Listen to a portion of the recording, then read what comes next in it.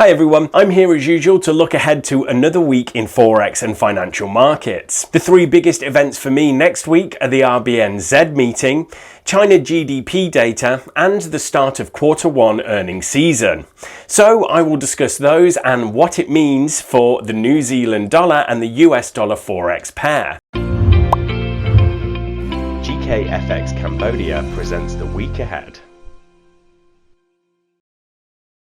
New Zealand dollar US dollar has formed a tweezer bottom candlestick pattern on the weekly chart at just below the 0.70 level. The zone around 0.70 has acted as support and resistance in recent years, most recently in March 2019. The price has been moving lower on the daily chart but remains above the 200-day moving average, meaning the medium-term trend is still higher. By the way, if you're getting some use from this video for your Forex trading, please click that like button. It really helps. Looking at the economic calendar, the first major bit of data for the week will be US CPI, where the expectation from economists is that it will jump to 2.4% in March.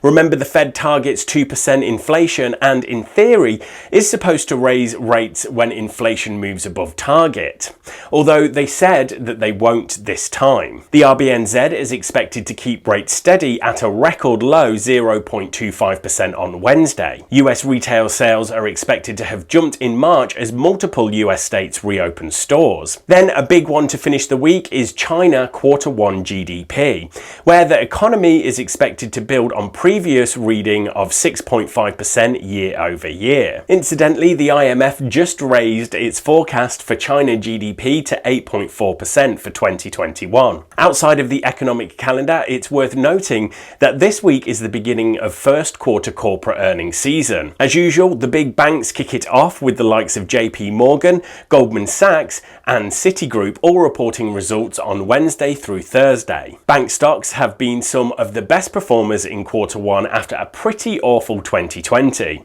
To a large extent, they have been benefiting from the same thing that has helped the US dollar do well in the first quarter: high bond yields. The higher bond yields represent expectations of a stronger economy, which is good for bank lending. And also, higher interest rates mean banks can make more from the loans they make. Naturally, the Kiwi dollar has stumbled while the US dollar has strengthened in the past few weeks. The Kiwi dollar has been a notable underperformer because of planned government regulation aimed at cooling a very hot New Zealand housing market. It's thought that the new rules will discourage investment in New Zealand and hurt the economy.